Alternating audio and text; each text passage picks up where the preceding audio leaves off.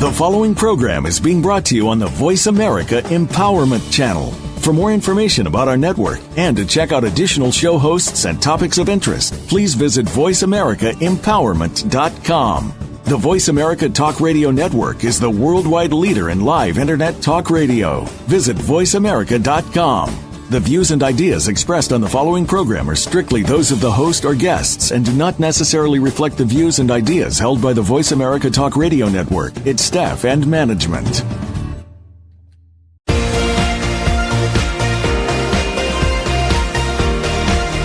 Welcome to Living Well with Ann Beal. Our show is a health show, a lifestyle show, and an empowerment show rolled into one.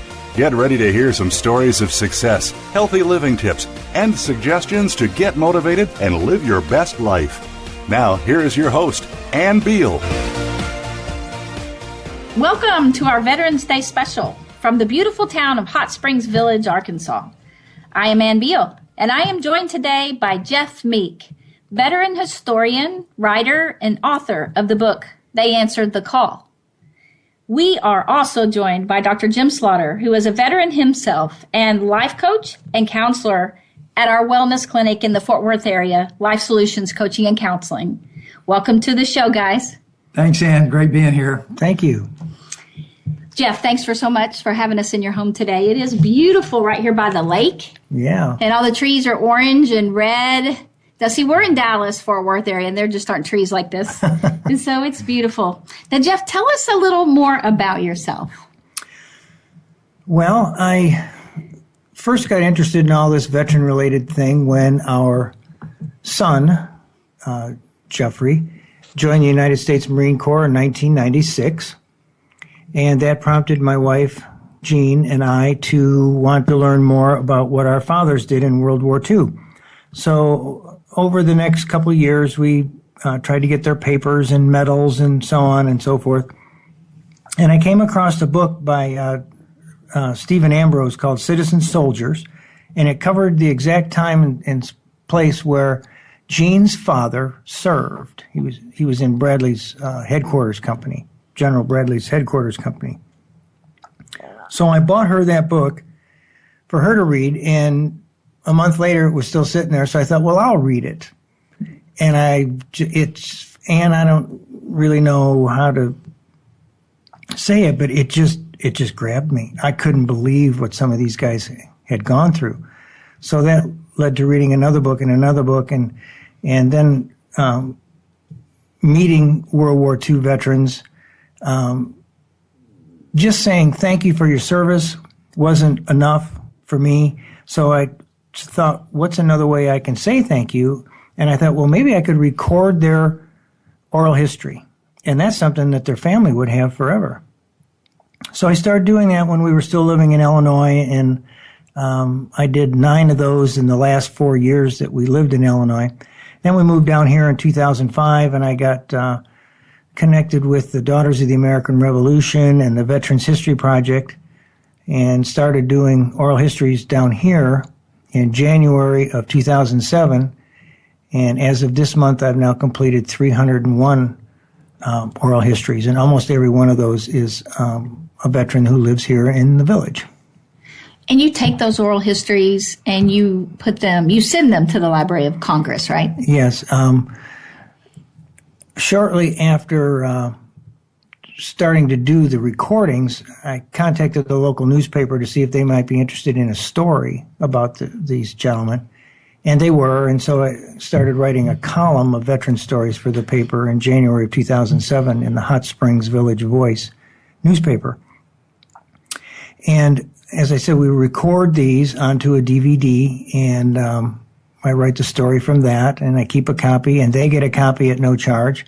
And we also send a copy to the Veterans History Project, which is located at the Library of Congress in D.C., where they're preserved. So everybody who participates gets their story preserved in Washington. So how did you know to do that? How did you know to send it to the Library of Congress, or did they contact you? As I think I mentioned that I got affiliated with the Daughters of the American Revolution, the DAR. And it was the DAR who was looking to officially connect with the Veterans History Project. And to do that, 25 interviews a year needed to be done. Well, as I said, I did 9 in 4 years. And when my wife volunteered me to do 25 in a year, I almost choked. But, I thought, well, this is an interest of yours. Let's give it a shot and see what happens. And so it was through the DAR that I learned of and started participating with the Veterans History Project. Now, 25 is a lot in a year, but how many do you do now? Do you do 25 in a year, or do you do more? I do a minimum of 25 a year. I've done as many as 38 in a year. And as I said, a total of 301 so far since January of 2007. Now, I know you're trying to record all the World War II veterans, as many as you can, because they are the oldest right now. Mm-hmm. How long will it take you to get them all done? Well, I don't think... I focused on that for a number of years, and that's all I did. And then those numbers, as you would imagine, started to decline. And then I got more and more involved with Korean War veterans and Vietnam War veterans. And it's my experience that the veterans are so humble. They're reluctant to tell their story, whether it's hair-raising or mundane, if there is such a thing. They don't want to feel like they're bragging, and they're just hesitant to do this and to have a story about them in their local paper and so on. So there are some World War II veterans out there that I have not interviewed, and I have a few on my list. But as you might imagine, their health is not the best, right? And sometimes that falls through. I would say that now I'm only probably doing 3 or 4. World War II veteran interviews a year, and the rest are Korea, Vietnam, interwar years, and so on. So there are some more out there. And there's probably some that I'm unaware of, too. Well, we just thank you so much for being here. I know that this is your second visit on Living Well. Mm-hmm. We had you on in early May for Memorial Day, earlier this year. Yes. And if anyone would like to listen to that show, you can go back to our website, livewellshow.com, and you can go to the May shows, and you'll find Jeff Meek's show on there. And it was so good. And you can learn a lot more about Jeff Meek, and you can hear some other stories that he shared. If you have iTunes, you can go on iTunes and just search on Living Well with Ann Beal. Or if you downloaded the Voice America app to your cell phone, your smartphone, you can go to the Empowerment Channel to the Living Well show on the menu, and you can go back in the archives and hear all the shows. And Jeff's show in May for Memorial Day was a special one. And just thank you for being here. You're welcome. So, Jim, we'd like to hear from you a little bit. You're a veteran. I am.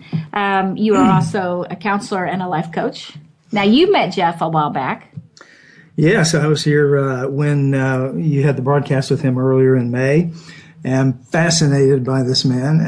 The thing is, Jeff and I have a lot in common because we both are collectors. We both are interested in history. Jeff, you have a number of memorabilia type items, collector's items from men in different services fighting for different countries, even in the Second World War. You have German implements, you have Japanese, you have some American things. And you were showing us just today a training device for teaching that they use for teaching soldiers how to communicate in Morse code. Yeah. So you have a lot of really nice things that you've collected. Well, thank you.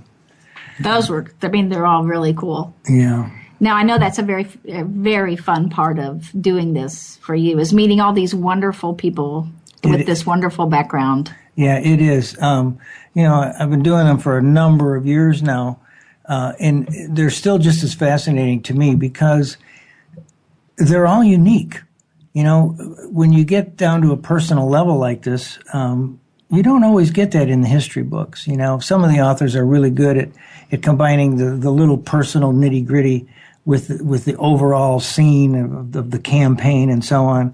But, when you sit 10 feet away from a person who survived the Pearl Harbor attack and he's talking about oil filling up in the room, and he looks up towards the ceiling because he can still see that vent where that oil was coming in from. Mm-hmm. Or they'll say that, there was an explosion on my right, and they'll turn their head to the right. I mean, it's just really real with them.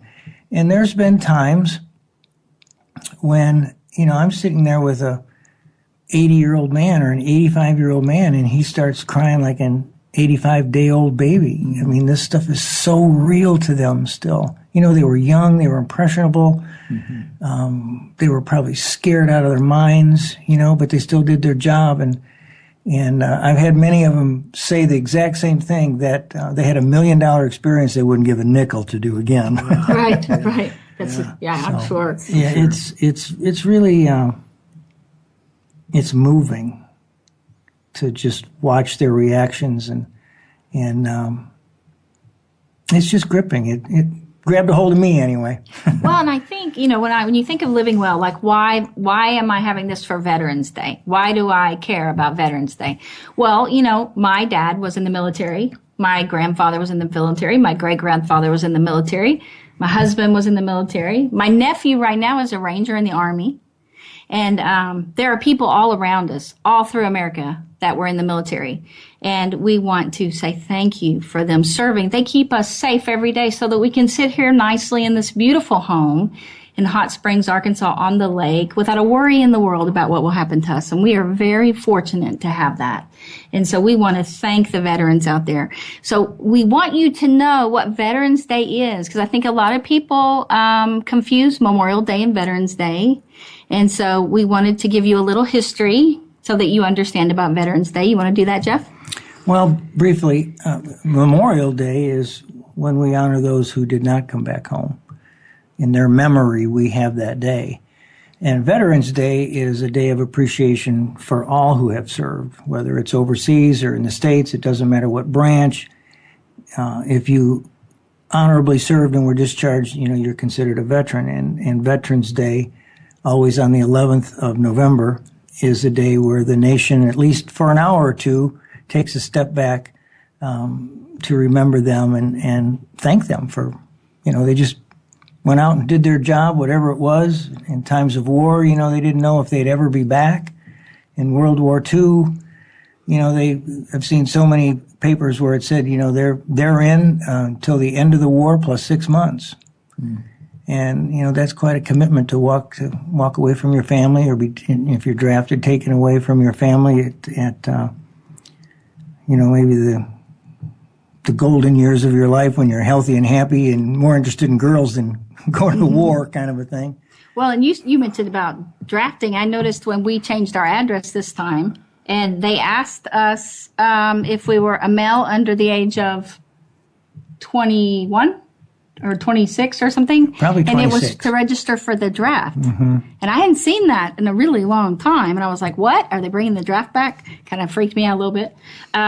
I have girls, but I know when I talk about the men who've served in the military, there have been women who've served in the military. And even in your book, there are women that you honor, and they answered the call. Yeah. Yeah, there were, a lot of the gals back in the day on the World War II days, they felt that calling too. And, that's when like the Women's Army Service Corps came up, and the WASP pilots, the women who flew the planes from base to base and so on here in the States. And some of them got into nursing and so on. And it was an amazing time. I think World War II, the home front, is a time that we maybe briefly experienced after the September 11th attacks. There was a real wave of patriotism through the country again, which, in my opinion, at least has waned. But during the time of World War II, I mean, everybody, I don't care if you were 10 years old or 80 years old, you made a contribution. Kids couldn't get chewing gum. They stopped making cars. There was just so many different ways that people could be involved and share the sacrifice, which doesn't happen anymore. I've heard it said that by authors that currently We watch while they fight. And we don't really have much of a connection to the veteran now. As you said, we get to sit in this room, in this house, overlooking a lake and so on, and in essence don't have a care in the world. And we are completely disconnected from today's soldier. I mean, you think about it, unless you have a loved one in the fight, how has the war on terror personally affected you in the last 5 to 10 years? Right. And I'll bet you the answer is it hasn't. Well, and I think back then it was much easier to feel connected to it, and for World War II. Yes, it was. And everyone had to really pitch in to supply and everything, so that was really different. When the interesting thing about Veterans Day is the reason it's on the 11th. It's always on 11/11, and 11 a.m. often is when they do the moment of silence or whatever. And so 11 is a very important number. Now, 11/11 was what? November 11th was the last day of World War I. And they used to call that Armistice Day. That's right. And then who switched? They eventually changed to, and that was celebrating the end of the war. Right. And then eventually it became Armistice Day to celebrate that. Then eventually Veterans Day to celebrate all veterans. Yes. Instead of just the ones that were in World War II. That's right. Or is it World War I? Well, World War I. November 11th was based on World War I. Right. Yes. And so, a lot of people just don't know why it's on Wednesday. I think a lot of people think almost all our holidays are on Monday. Right. Yeah, Veterans Day, November 11th, if it falls on a Sunday or wherever it falls, that's the day it's celebrated. Yeah, so it moves. Yes. It moves. Mm-hmm. Yes, so I was excited that it fell on a Wednesday because my show's always live on Wednesday, so that was really exciting. So I was, we can go interview Jeff Meek. Yes. So you were going to kind of tell us, to help us really get some insight in these stories that these men have that they experienced while they were at war, these veterans, or their stories in the military. So you're going to share 5 stories with us? Yeah, I thought I'd read you segments of some different stories that's in my book, just to give you an example of... Now you'll have to share more about this. This is such a wonderful one. This first story is about Bill Reynolds, who was in the United States Navy aboard the USS Saratoga.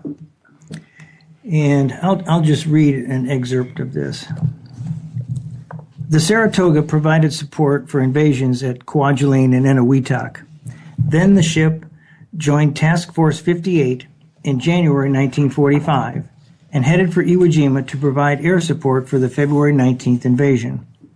On February 21st, the carrier was in closer to Iwo Jima than normal, so their planes would not have as far to travel, and thus save gasoline, which was getting in short supply.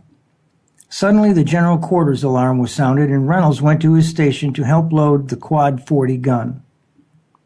The gun crew began firing at an incoming kamikaze. Although they managed to hit the plane, the enemy fighter kept coming and slammed into the ship just below his gun position. Quote, "The next thing I knew, I was in the water. From that point, it was sheer survival," Reynolds said.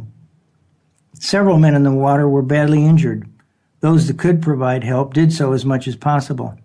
Reynolds received back injuries, which later resulted in him having to have 8 vertebrae fused together. Reynolds talked about what it was like being in the water. His response was gripping. Quote, "It was okay until it started getting dark, and then the sharks moved in on us. I don't know how many people the sharks got, but there were a number of them that went down screaming. The sharks, come and pass you to smell you, I guess. I was very, very fortunate," responded Reynolds. He spent time in a hospital and later rejoined the ship. Once he could walk, he was granted a leave back home. Reynolds said, "I can tell you this. I did not discuss this with any of my folks when I got back home. It was just too close to me. I never told them anything about it." And many times I've met veterans who told me their story for the first time. I don't know how many times, but there's been several times when my wife Jean and I have received letters or notes or emails from maybe a brother, a grandson, a wife who said, I never knew that about him. he never talked about that. And, Now, Reynolds family, did you talk to them after you were done, Bill Reynolds' family? I did not, but Bill's case is, I don't know, Bill and I just really clicked. Bill did not want to do this interview. I remember standing right next to this table back in '07, talking with him on the phone about doing his story, and I didn't know any of this about, blown off the ship. I knew he was on the Saratoga and so on. And he did not want to do the story. And I'm never pushy about that. I think that's one reason I've had success in doing this. I'm committed, I'm sincere, but I'm not pushy. And if you can just kind of tell from the conversation if they're thinking about it or it's leave me alone. And I could tell Bill was, he said he didn't want to do it, but there was some uncertainty there. And I had mentioned that, I have a column of these stories and perhaps you might want to consider reading a couple of them, and I'll call you back and see if that's something you might be interested in participating in. And he said he did read them, and yeah, go ahead and call. So a couple weeks later, I called, and his tone had completely changed. He was like, yes, let's do this.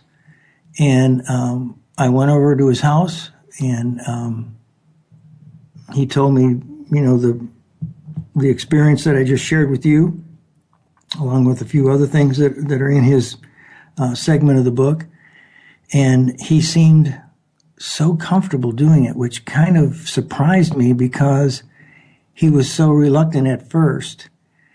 And Bill went from being a guy who did not want to talk about this to the poster child for why you as a veteran should do this. Bill told me later that the interview helped him get rid of things he'd kept in the dark for a very long time. And I've heard that from other veterans and other veterans' family members. So would you suggest that family members of a veteran try to record their dad's stories or their family's stories of the ones that were in the military? Yeah, I'll put it this way. I give a lot of money for one about my dad, and he's gone, and so I'll never have that. That would be just, of course, this is an interest of mine, the war and the veterans and so on, but to me that would be a priceless piece. And you heard my mom say at lunch today that she wished she had her dad's story. Yeah. It's just something I think that, and sometimes I use this in the pitch to try to get them to an interview when they're not wild about doing so. I tell them, this will be something that, your family will have forever. And it's preserved in Washington, D.C. at our Library of Congress. And you give the families a copy. I do. They get a copy free of charge, thanks to the DAR who pitches in and helps with the costs of all this. They get a copy. And interestingly, sometimes I'll get a call from a veteran who will say, can you make me 6 more copies? Because when somebody hears it, everybody in the family wants it. Right. Sure. So that's rewarding that it got their interest as well. And I know you wish, Jim, that you had your dad's. Yeah, I think about that sometimes. And fortunately, my younger brother, who is a bit of a family historian, has gone back and found some of the information. But yeah, I've talked many times about how I wish I had the foresight to sit down and interview my dad. He was in the Navy in World War II, and fortunately, one of the guys who came back. And I was an Air Force officer during Vietnam, and I felt a special connection to him. And this is something I wanted to say as well. I think anytime I meet a person, male or female, who's been in the military or is in the military, I feel a bond with them. I feel connected to them because of the military. And there's some kind of a brotherhood that is it's not easy to describe, but it's just there among military people, whether you were in combat or not, or a support team or whatever, it doesn't matter. And that's a very important thing. And so Veterans Day is important to me, and I'm proud that I have served in the military, and I'm a proud man on Veterans Day. So it is important for us to recognize people who've been in the military when we meet them. What do you think is one of the best things that people can say when they meet someone who either is or has been in the military, Jeff? Well, I think because of their humbleness, and they do feel like this is the job I've chosen. I think it's probably best to be brief and not make a spectacle of it. Another thing that I like is maybe when you see one in a restaurant, you get hold of their waiter and you pay for their meal. I had the pleasure of doing that up in Branson, Missouri, about a little over a year ago. We were sitting there at a restaurant prior to going to a show, and I looked over to my right, and sitting in another booth just off to my right ahead of me were all these guys with these patches on, and I could tell it was the Screaming Eagles. It was the 101st Airborne Division. And, so I'm talking with my wife and looking over there, and this one guy kind of moved, and I saw 506 PIR, 506 Parachute Infantry Regiment, and I'm like, oh my goodness, that's the Band of Brothers. That's what the HBO series is about. And I look at him, and yeah, he's old enough. Could this be one of them? And they could tell, apparently, that I was looking over there quite frequently. And one of them got up and came over to me and said, yeah, it's him. So I went over and we talked and we took pictures, and they were all there for 101st Airborne reunion, which they invited me to the next night. Wow. Yeah. And no, wait, that wasn't short and subtle. That wasn't short. No, it wasn't. But all that to say, I wanted to pay for his meal, but somebody else in the restaurant had already done that. Oh, really? So I repaid for his dessert. There you go. All right. That is a wonderful thing to do. So before we take a break and come back so that we can talk more with Jeff, and he's going to share more stories and things for us to do to really honor these veterans. Just remember, if you see a veteran at a restaurant, buy them a meal or a dessert. That's right. Or a drink. Take care. We'll be right back with Living Well. To all those who have ever served, and to those who are still serving in our armed forces, and to the families of the fallen, we say thank you.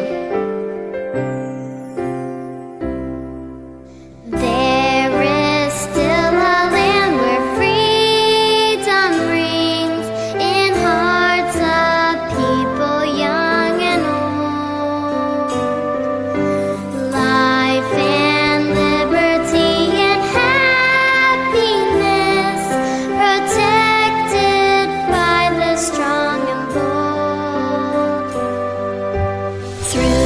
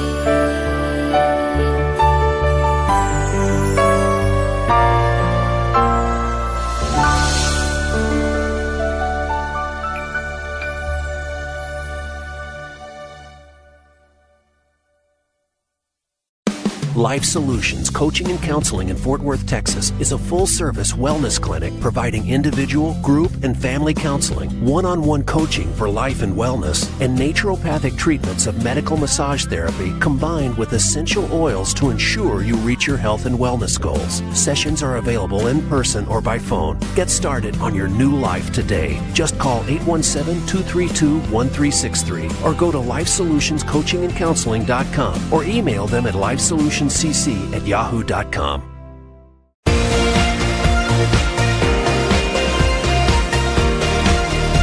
are listening to Living Well with Ann Beal. We'd love to hear from you with comments and questions about the show. Please send us an email to ablivingwell@gmail.com. That's ablivingwell@gmail.com. Now, back to this week's show. Welcome back to Living Well. I'm Ann Beal, and we are here in Hot Springs Village, Arkansas, for our Veterans Day Special, Part 2. This is Jeff Meek. He's the veteran historian, writer and author of the book that answered the call, and he had just finished sharing a story about a U.S. Army man, Bob. What was his name? Bob Smith. Bob Smith, but U.S. Navy. U.S. Navy. U.S. Navy was Bill Reynolds. Bill Reynolds, yes. And about him being on the USS Saratoga, and when the sharks came, and about that story and that interview. And we suggested, as Jeff said, if you're at a restaurant and you see a veteran, and they usually have their hats on or their shirts on or their jackets on that had the name of their division or their battalion or their infantry. Sometimes. Something like that. So if you see one, buy them a meal. Yeah. Find their waitress and buy them a meal. Their waiter. What would you suggest, Jim? Well, I mean, that's something that's wonderful to do, and any vet would be appreciative of recognition and honor like that. If that's not possible and you know someone's a vet, simply walking up and saying, I see that you're a veteran, or I heard that you're a veteran. I just want you to know how much I appreciate what you've done for me personally through your service and our country. Just appreciate that. It's just a word of appreciation can be a really, really big thing, And I think that does mean a lot to them, because every time I do that, they really look you in the eye. And when they say, "Thank you, sir," you can tell they mean it, that they're grateful. I think in a sentence, when it comes to, getting to know these veterans and doing all their stories, to sum it up in a sentence, what I learned was that they are as appreciative of my interest in them as I am in their story. It goes both ways. Well, and I know that for my stepdad, when somebody has done that to him, he has mentioned it later, that it felt very good to hear that. And I think that for us, we want today to celebrate that with all the veterans and their families, just to let them know how much we appreciate their service and how much we appreciate their families, that they let this person go and to protect us, and that family sacrifices having them around. And I'm glad you mentioned that, because that is a very important part, that we need to remember those families too. there were 409,000, I think, killed in World War II, and you think of that's 409,000 extended families. I mean, that goes well beyond 1 million people affected by that. They gave a loved one for that. I mean, what greater sacrifice is there? I mean, I can't imagine what it would be like if one day somebody walked up to my front door when my son was in the Marine Corps and said, "Sorry, but your son was killed." That's a really tough one. Well, they say it's the hardest tragedy to deal with, losing a child. Yep. And it's a very brave family that's willing to let their loved ones go away. Because I think that would be very hard for me with my child. And my aunt, her son and grandson is in the Rangers right now, and he is in Kentucky. And we saw his numbers of his battalion today, and I was trying to figure it out because I think it said 101 BTC, and I was like, what is BTC? And it was AA, so I knew that was, the something airborne.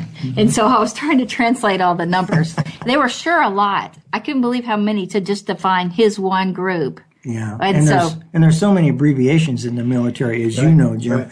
You get someone's discharge paper, which genealogists and people love to get, and you get it, and it's like, okay, what does any of this mean? Because there's so many abbreviations. But pictures is another way to learn a lot about your veteran, because as I didn't know in the beginning either, but as I come to be more educated about it, a veteran's uniform is like wearing a resume. Every button, every patch, every ribbon, everything on a ribbon, it all means something. And my father's records were destroyed in the fire in St. Louis at the National Personnel Record Center in the mid or early 1970s. So I got nothing, not a thing. Wow. Back in those days at least, many of the men would also file their discharge paper at their county seat. And luckily my father did that. So I at least ended up with a discharge paper, which doesn't tell you a whole lot anyway. And it took a number of years, and I'm not saying that I worked on this, every week for 7 years, but over a period of 7 years, I figured out what my dad did. And that all started with a picture, because you could see an emblem on a hat.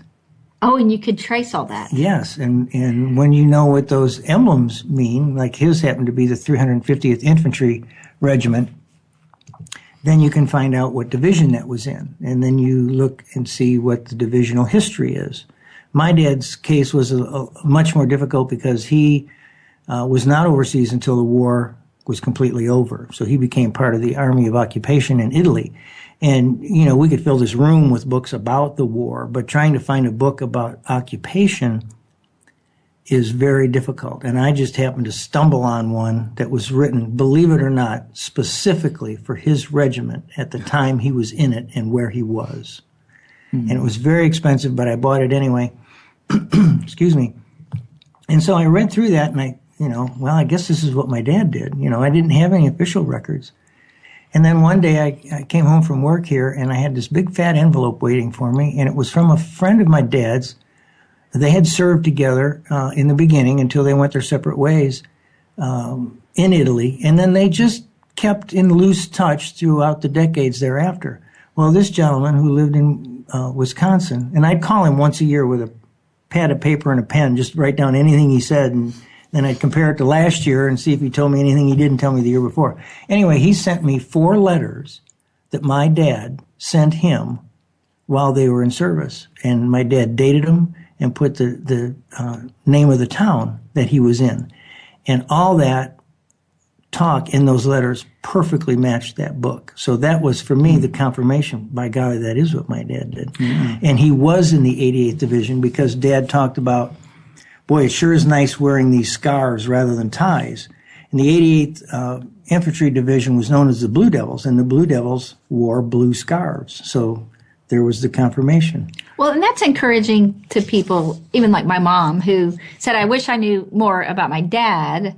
But if she has pictures and she has any information, like she has his passport with everywhere he's been, all those kinds of things, that she could actually, based on that, go back and find stuff the way you did. Yeah, pictures can be a big help, especially if they're in a uniform or in a vehicle, because unit information will be on that front bumper. That is neat. Yeah, didn't know that. Yep. So that's, like I said, I had nothing except some pictures. And the picture led from A to B to C to D, and I figured it out. So if you think about, because you talked about how many veterans are out there in the U.S., how many people then are out there, if all those veterans, when they all know how to shoot a gun, and they all have guns, probably. Some, yeah, some do. Well, I say that, and yet we do know people that were in the military that don't have guns and didn't shoot guns much. Because not everyone has a position in the military where they used guns. Yeah, they get some weapons training early on, especially if you're in the Army or the Marine Corps. But one thing that I impress upon the veterans when I talk with them and hear this reluctance to talk with me because, I didn't do anything special.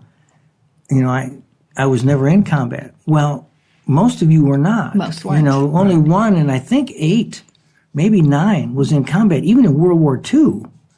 So, sir, you shouldn't feel, like your story isn't worthy just because you weren't in combat, because not that many were. In relationship to the millions that served, not many actually were in combat. And the rest of you did everything that you were told to do and supposed to do in support of those who were in combat. So your story is just as important as theirs. It's just different. And that's why I want it, because it's unique and I haven't heard it before. Well, and the strategizing behind the scenes was very important. People who strategized, they weren't actually, in a battle, but they were the ones who strategized or sent the codes, a lot of really cool stuff. Because my dad was in the Army, and he's talked about some of the spy stuff that he did. And that, just early on when he had to, report even about his group or whatever, he got to be the bad guy in the group. I mean, just hearing that kind of stuff, if I could have his story, that would be wonderful. Now, you were going to tell us a story about Bob Smith. Yes, Bob Smith was in the United States Army, 37th Infantry Division, and he was in a recon outfit. That means they went out and did reconnaissance. And again, I'll just read a portion of Bob's story. By the way, Bob is, of the 301 interviews I've done, he is the only Silver Star winner, or recipient, I should say. Now, what is a winner. Silver Star? That's above a Bronze Star. That's for extreme bravery and gallantry and so on. Yeah, I mean, it's not the Medal of Honor, but it's getting way up there. Wow. Yeah. Okay, from Mr. Bob Smith, 37th Infantry Division. At New Guinea, his recon patrol was sent out to find the enemy. Smith said the patrols were scary, and it was kill or be killed. Heavy rains turned the terrain into mud. Smith said it rained every day, and the men stayed wet all night. As if that wasn't bad enough, land crabs by the thousands crawled among them. Many, including Smith, got jungle rot and had to have their boots cut off and their feet soaked in a purple solution. The Japanese would manage to infiltrate the U.S. lines almost every night. Barbed wire and rope with cans attached were set up to tip off any enemy advance. Smith said wild pigs would also rattle the cans, and many were shot being mistaken for Japanese troops. 2 men would pair up in a foxhole, one on watch, the other asleep, as scorpions and other bugs crawled over them. Smith eventually ended up in the hospital and received a visit from Eleanor Roosevelt. She stopped by his cot, spoke with him, then gave him an orange and a kiss on the cheek. After the island was secured, the 37th moved to Guadalcanal for additional training. From Guadalcanal, Smith went in on the invasion of Bougainville, as the Navy shells passed overhead and U.S. planes bombed and strafed the island. Bougainville's jungle was even thicker than Guadalcanal. Quote, you could see maybe 20 yards, and that's why I used a sawed-off shotgun and a Thompson submachine gun, said this decorated warrior. Smith took recon patrols out seeking enemy positions and movements. One patrol involved locating a Japanese patrol working along a river. He was informed that the enemy was approaching, spread out his men, and lie in wait. He wanted to capture the Japanese to get information. However, as one of the Japanese was relieving himself, he spotted one of Smith's men. Quote, we got 'em all except one, end quote, said Smith of the firefight that erupted. After completing patrols, Smith and his men would return to a camp. One time the camp was almost overrun by a large Japanese attack, which was repulsed. Following the battle, he was told to reconnoiter the area. The dead lie all around, and the smell was quite evident. Smith said, quote, you could tell the difference between the dead Japanese and a dead American by the smell. I think it was their diet. Body parts were everywhere, and as Smith walked through the area, his feet would tangle in them. Quote, it took me about 15 years to wash that memory out of my thoughts and dreams. The odor lingered on for years. Wow. That's an unbelievable story. So when he's telling you a story like that and you are listening, you must have some skills to bring this stuff out of these men. And that's the only thing, like, I've thought about, maybe we're going to see my dad over the Christmas holiday.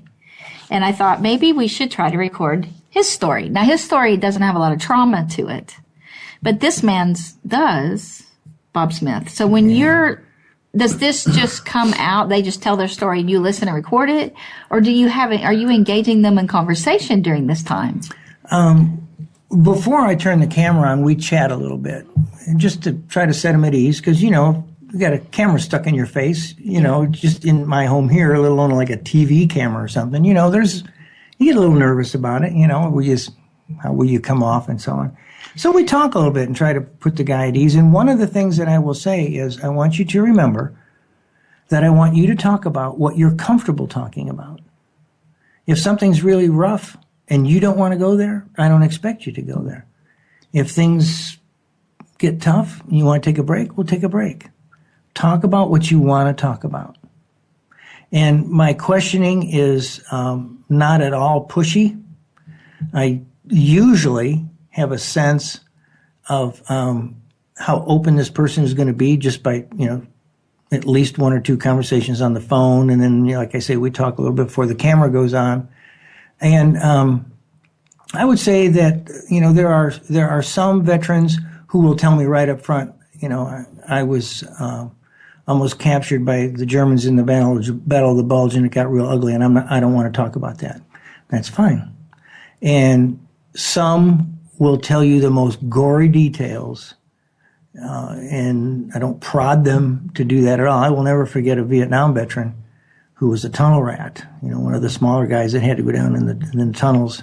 And he talked about the U.S. attack, excuse me, to drive them out, and then the going down in the tunnel, and, you know, hair splattered all over the cave, and so much blood, the tunnel smelled like copper. And I mean, he just went on in detail. Yeah, wow. And I didn't ask any of that. I knew he was a tunnel rat, and obviously, thus he'd been in tunnels, but he just talked about it. And I don't get pushy about trying to force them to tell me anything, because then they're uncomfortable, and I don't want them to be uncomfortable. I'm trying to do this, you know, just to preserve history and get something for their family. And you know, I was once around a World War II veteran. There were several people invited to celebrate his 99th birthday.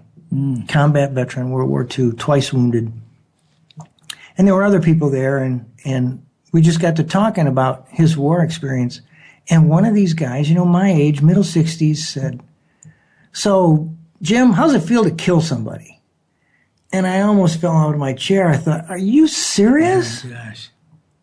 You know, you don't ask that kind of thing. You know, that's something a 12-year-old would ask. Yeah, he needs some training there. Appropriate. Yeah, very, very, very. I was, maybe I shouldn't have been, but I was embarrassed. It wasn't about me. You know, it was like, oh my gosh, what are you doing? Mm-hmm. So I think that's my approach. They know I care. They know I'm committed. They know I'm sincere, and they talk amongst themselves too. People who are interviewed, and you know, if you ever interviewed with Jeff, or somebody will call and say, "Hey, Meek called me about doing an interview. Do you think I should do it?" And I think that reputation is out there that, yeah, do it. You know, he's okay with whatever you tell him. You know, I don't know what they say, but I do know that I've heard from enough of them that they do talk amongst each other. So how would people reach you if they would like to be recorded? Or if family members want to try to get their loved one to be recorded? Well, usually it's by a phone call or an email that I'll get. Many times it's not from a relative, it's from a neighbor. A neighbor. Or someone that they go to church with. And, you know, I've done the column long enough now that they know about it, and, you know, my name's in the phone book. And somebody will call and say, "Hey, you know, Jeff, I just want to let you know my neighbor, Jim Slaughter, you know, he was in the Battle of the Bulge, you know, and I really think you should interview him."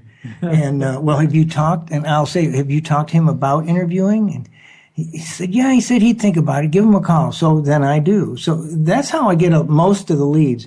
I got them at first when I first started doing this. You know, nobody knew me, and I didn't know anybody when I first moved here. We have a very nice veterans memorial with a lot of recognition paver bricks. Mm-hmm. And I would go over there with a phone book, and I'd look at names on the bricks and see if those names were in the phone book and call. And it wasn't real easy for me. I've never been a salesman type, but, you know, because they didn't know who I was. Right. So it started there, and just seriously, in a matter of 3 or 4 months, the phone started ringing at the newspaper office and here at home, and I have had a list for 7.5 years and still have one in the office today. That's because you are the managing editor of the Hot Springs Village Voice. Yeah. And you write about these veterans in the paper once a month? How often? Well, it started when I was an unpaid columnist. It started at once a month. And now it's whenever I can get them turned in. That's usually at least 2 a month. 2 a month. And we are a weekly newspaper. Yes. So that's so great that you have that to give people. So when you write about a veteran, you also give that to the family. Yeah, they get a copy of that disc. And many times, we'll bump into the veteran somewhere down the road. And they'll say, boy, you know that story you wrote about me? Yeah, he said, I must have 30 copies. Everybody at church brought me one. That's great. Yeah, it is. I mean, that's what, we're looking for on a Veterans Day and every other day in between for folks like myself that are so ingrained in all this, is to show them that we care, to show them that we remember. And I think, especially the World War II guys, their war was a long time ago. And I think they're just impressed that somebody cares and that they're relevant to someone. You know what I mean? I think that's what everyone wants, right? Not to be forgotten and to be relevant. Yeah. And I think anything that we can do to show them that, especially if it's your family member or loved one, but at your kid's school or library or anywhere. And so that's why I believe Veterans Day is here, for us to remember all of them. Yeah, it is. Now, do you remember interviewing Bob Smith very well? The one I just read? Yes. Yeah, I do. So does he live in the village here? Yes, he does. He's still here. He's a real character, lovable guy. Last time I saw him was at the 70th anniversary of the end of World War II over in Little Rock. The state put on a program, and he was there. And he was another guy who didn't want to do it up front, And I go to a lot of veteran-related things, so I'd see him here and there, and maybe every other time I'd see him, hey, you still got that invitation? And I'm still thinking about it, and I think that went on for at least a couple of years. See, I was wondering how long it takes. Yeah. And then finally he decided to do it. And now, how about Bill Reynolds? Bill Reynolds was the same. Didn't want to do it. Was not at all interested in doing it, and came around. How long did it take him? 3 weeks. 3 weeks. I like that better. 3 weeks. Yeah. And they've gone on and had these wonderful families and kids and new careers. And so it's really wonderful. And I include that in the column too, when they were discharged and what they did with their life as a civilian. And then I will usually conclude by asking, when you look back on your service, how did that affect you for the rest of your life? And many times, they learned a skill that, like a radar operator who's in my column this week, went to work, spent a whole lifetime with the FAA, and he got that from the Marine Corps. Right. I think almost to a man, maybe 100%, they're really proud of that service. They think that military service should be mandatory. Right. For our youngsters today, many of whom have absolutely no direction.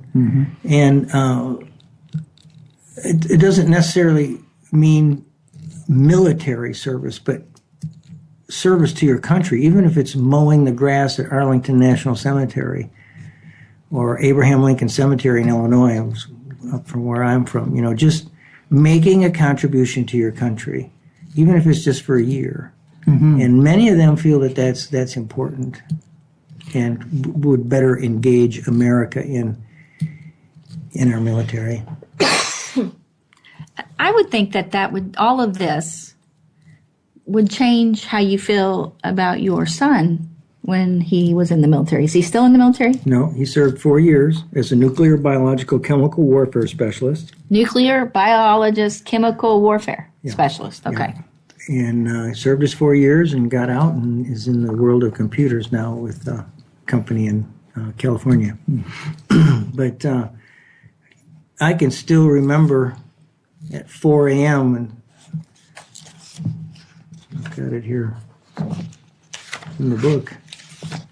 About your son? September 16th, 1996, 4 a.m. I can still see him walking down the sidewalk with that Marine Corps recruiter into the night with nothing in his hands, a new pair of tennis shoes, and a $20 bill in his pocket. Is that all he left with? Yep. Whoa. That's all they were allowed to leave with. Really? As I remember. Because they have all the clothes and everything there. Yeah. And it's also that I think, I'm not saying I'm right on this, but I think that's part of the breaking you down and building you back up how they want you to be. Wouldn't you say, Jim? Yeah, I think so. And there's a commonality there, or a common bond there that happens when you're in with guys in basic training as well. You have no idea where you're going. You have no idea what's going to happen to you. You have no idea what they're going to do to you. and everybody's scared. But you come together in an organized, strong band. Yeah, that's for sure. I think, I was an athlete in school and played on many teams, and you get a bonding as a teammate, but that's nothing like the bonding, I think, of those of you in the military, especially those guys who were together in combat. I don't think there's a stronger bond anywhere. Yeah, probably not. Let's end with that. That is so true, to know that the way that you bond the most is when you're in the most danger, or if you're all working together for a common goal. I think so. I think that's part of the experience. I don't think anyone knows how they would react under combat, but I think one thing that everybody would take into consideration is they don't want to let their buddy down. Don't let your buddy down. So we just want to say thank you, Jeff, for being on and filling us in about Veterans Day and sharing those wonderful stories and your experiences with these incredible people. And thank you, Dr. Slaughter. My pleasure. Thanks for being having on me, and sharing with us as well for this Veterans Day. And we just want to remind you to recognize any veterans out there. Buy them a meal, buy them dessert, buy them a drink, Say or thanks. just shake their hand, tell them thank you, or smile at them. Yeah. And you guys have a wonderful Veterans Day, and we'll see you back here next week when we interview the Beam family with Kevin, Christy, and Annabelle about her healing after she fell down a 30-foot drop inside of a tree and was healed from everything. Nothing happened to her. So we just wanted to, it's called from the book Miracles from Heaven. So we'll see you here next week, and you guys live well. Take care.